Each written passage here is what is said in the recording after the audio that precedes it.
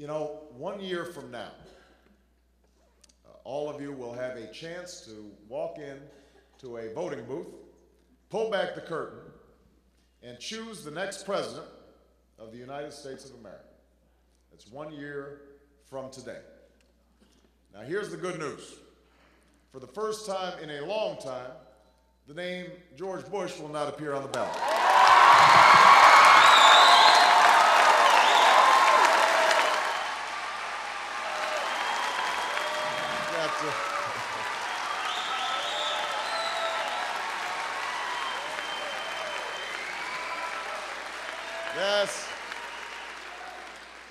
That's the good news. The name Dick Cheney, my cousin, will not appear on the ballot.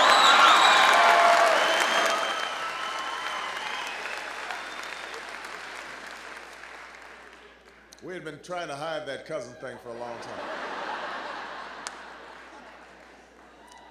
You know, everybody's got a black sheep in the family.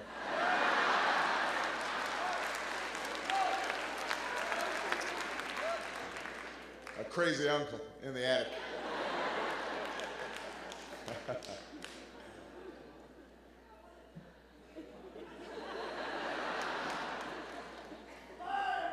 Fired up.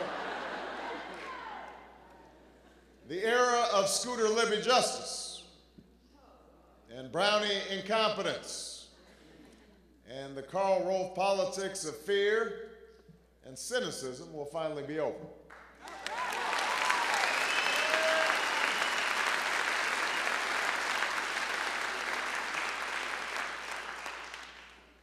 But the question you will have to ask yourself 1 year from today, when you pick up your ballot, is what next?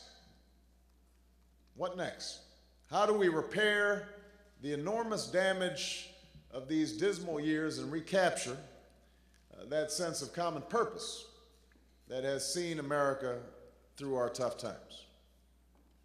I am running for president because I believe we find ourselves in a moment of great challenge and great promise, a moment that comes along just once in a generation.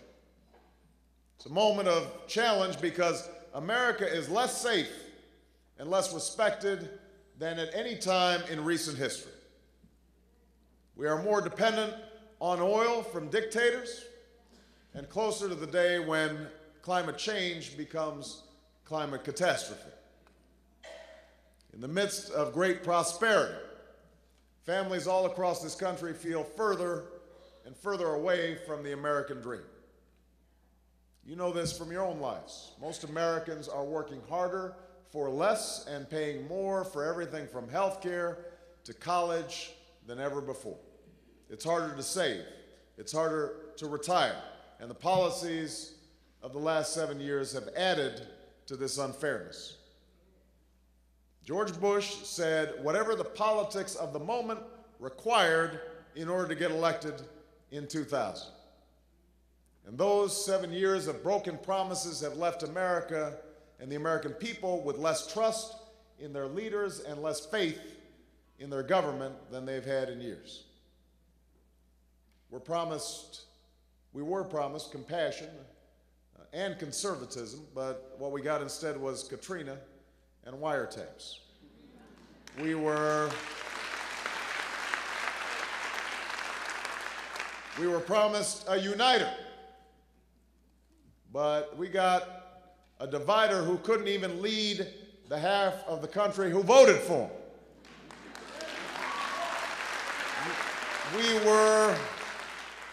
We were promised a kinder, gentler Washington, but got a town that's more bitter and secretive and corrupt than ever before.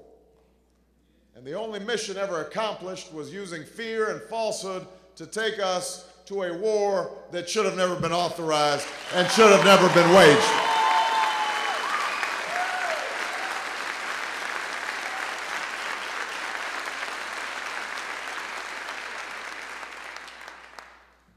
This catastrophic failure of leadership has led us to a moment where it's not just Democrats who are listening to what we have to say, but independents and Republicans who've never been more disillusioned with what the state of our leadership in Washington has done to this country. I know Republicans are paying attention. Sometimes when I get to these big crowds and I start shaking hands after I speak, people will whisper to me, they say, Barack, I'm a Republican, but I support you. And I say,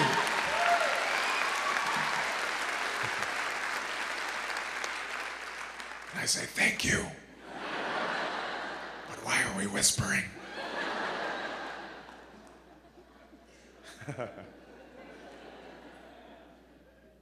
There's a moment that we have, this opening where Republicans and independents are starting to think maybe we might be willing to try something new. And that's why this is also a moment of great promise. It's a chance to turn the page by offering the American people a fundamentally different choice in 2008. Not just in the policies we offer, but also in the kind of leadership that we offer. It's a chance to come together and finally solve the challenges that were made worse by George Bush, but that in fact existed long before George Bush took office. Challenges like health care, challenges like energy, challenges like education.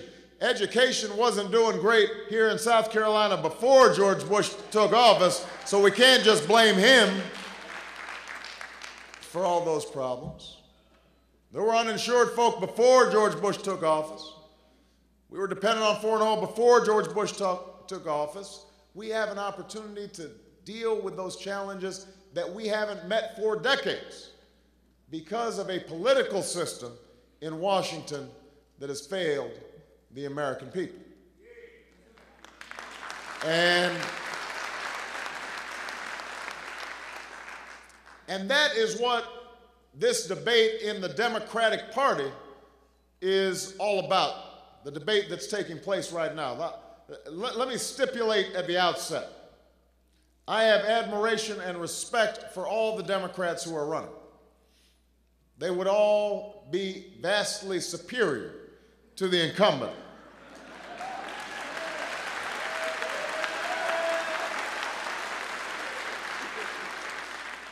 We have much in common among the Democrats. When you saw us debating on Tuesday and everybody said, oh, there was a big debate going on there and folks were throwing elbows and this.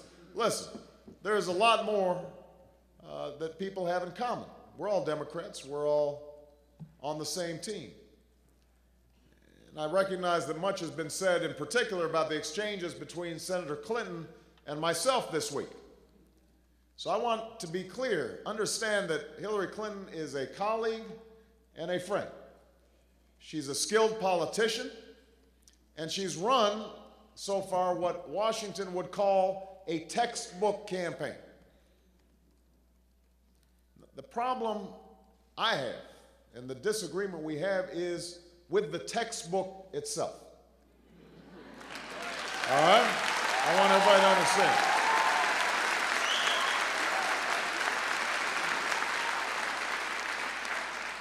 It's a textbook that's all about winning elections, but says very little to nothing about how to bring the country together to solve problems. As we saw in the debate last week, it encourages vague, calculated answers to suit the politics of the moment instead of clear, consistent principles about how you would lead America. It teaches you that you can promise progress for everyday people while striking a bargain with the very special interests who crowd them out. Now, Senator Clinton is certainly not the only one in Washington to play this game. It's gone on for years. I understand the reasoning behind it. Part of it is designed to narrow the target for Republicans when you get to the general election. I understand the concept behind it.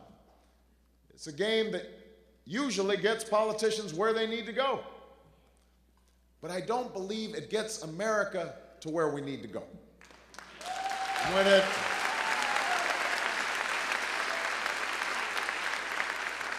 when it comes to issues like war and diplomacy, energy and healthcare, I don't believe we can bring about real change if all we do is change our positions based on what's popular or politically convenient.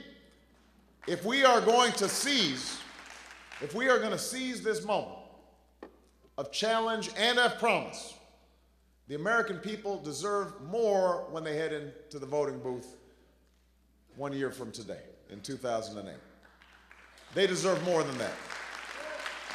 I believe that our party has made the most difference in people's lives and the life of this country when we have led not by polls, but by principle. Not by calculation, but by conviction. When we've been able to summon the entire nation to a common purpose, to a higher purpose. That's how Roosevelt led us through war and lifted us from depression. That's how Kennedy called on a new generation to ask what they could do for America. And when I am running for the Democratic nomination for President of the United States, it is because that's the kind of leadership that America needs right now. That's why I'm running for the presidency of the United States of America, to provide leadership of promise and conviction and clarity and purpose.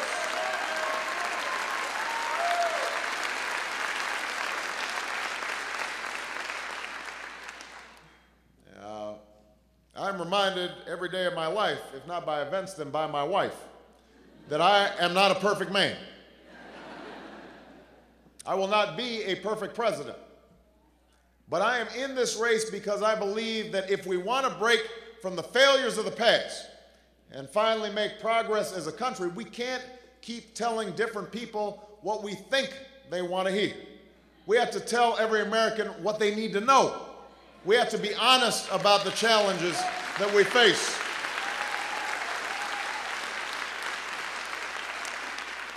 That's why when I called for higher fuel standards on cars so we could reduce our dependence on foreign oil, I didn't say it in front of some environmental group in California. I said it in front of automakers in Detroit. And I have to say the room was really quiet. Nobody clapped. But that's okay, because we need to tell the American people not what they want to hear, but what they need to hear. When I called for corporate responsibility so that American middle class could get a tax cut, I said it in front of CEOs on Wall Street.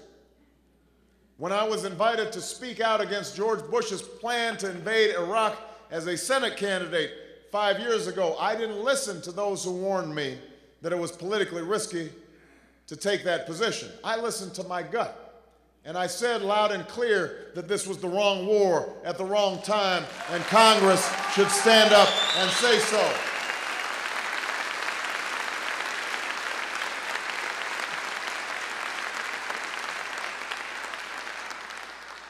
That's the kind of leadership we need right now.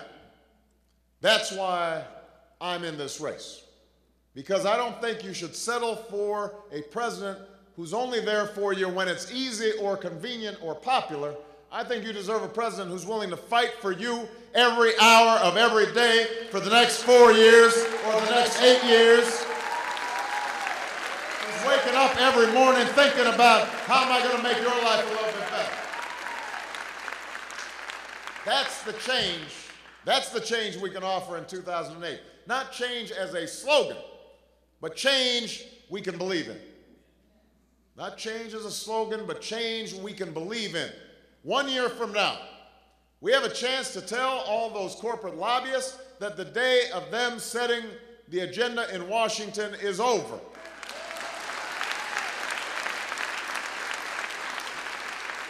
I have done more to take on lobbyists than any other candidate in this race, and I have won. I do not take a dime of their money, and when I'm president, they won't find a job in my White House.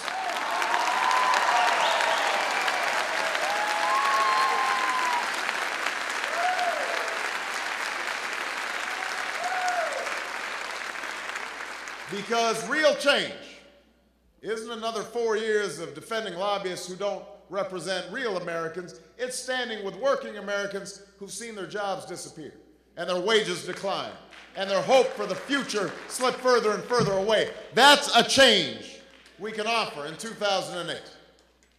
When I'm president, I will end the tax giveaways to companies that ship our jobs overseas. I will put the money in the pockets of working Americans and seniors and homeowners who deserve a break. I won't wait 10 years to raise the minimum wage. I'll raise it to keep pace every single year.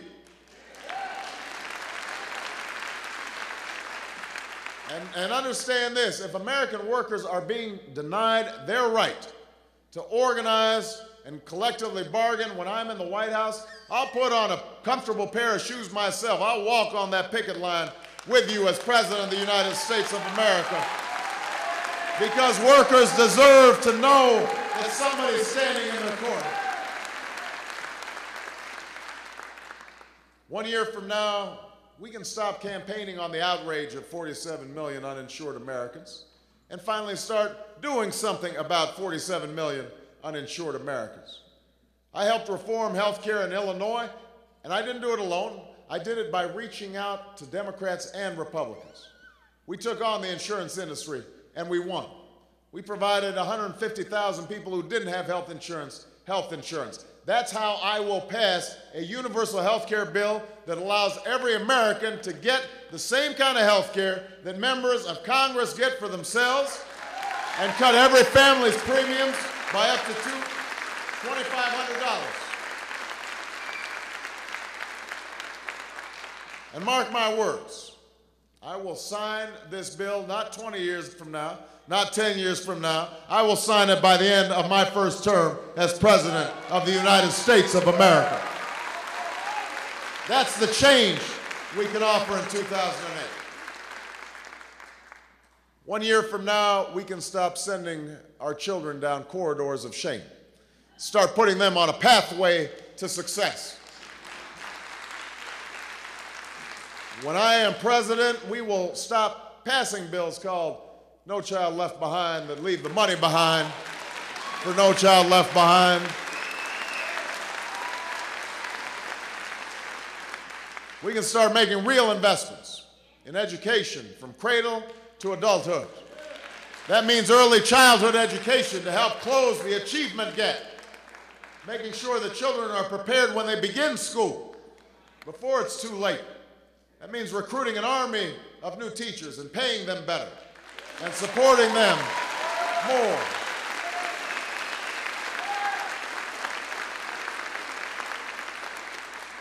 Paying them better and supporting them more so that they're not just teaching to the test, but rather they're teaching to teach. It means finally putting college educations within the reach of every American young person. We are wealthy enough to afford making sure that you don't have to be rich to go to college. You don't have to have $50,000 worth of debt when you leave college. We want our young people going into teaching. We want them going into being social workers. We want them going into the Peace Corps. That's the change we can offer in 2008. 1 year from now, we can stop sending hundreds of millions of dollars to dictators for their oil while we're melting the polar ice caps in the bargain. I will raise our fuel standards. I will put a cap on emissions to reduce greenhouse gases by 80% by 2050. We'll tell polluters they're going to have to pay for their pollution because they don't own the skies. The American people own the skies. And we'll use the money to invest in the clean, renewable fuels that are our future. That's the change we can offer in 2008.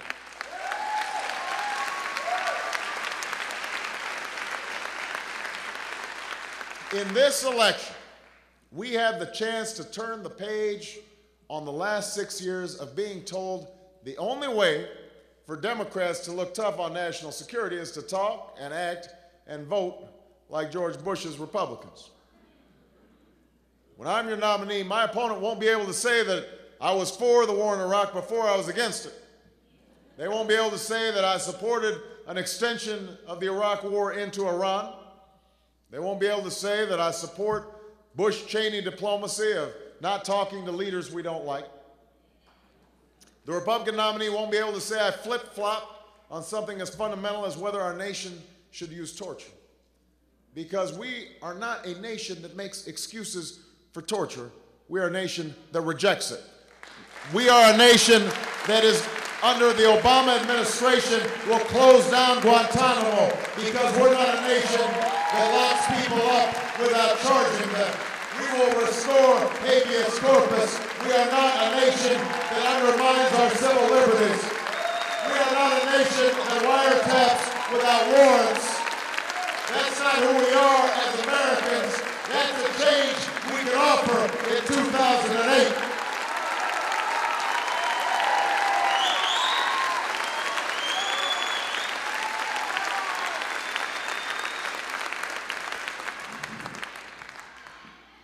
You fired up?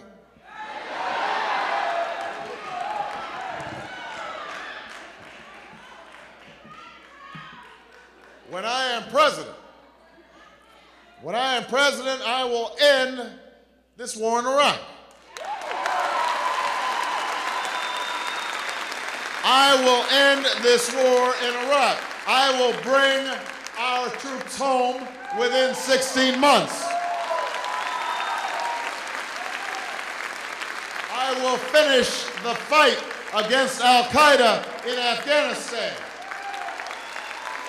I will lead the world against the common threats of the 21st century. Nuclear weapons and terrorism, climate change and poverty, genocide and disease. That's what Democrats must stand for, and that's what America must stand for. And I will be a president who sends a message to all around the world, to the black, white, and brown faces beyond our shores, from the halls of power to the shanty towns of Africa that say, you matter to America. Your future is our future, and our moment is now.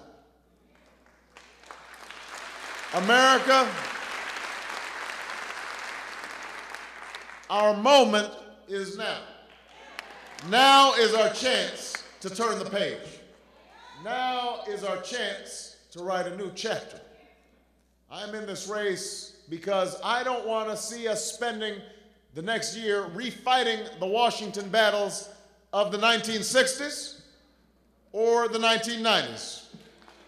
I don't want to pit blue states against red states. I want to lead the United States of America.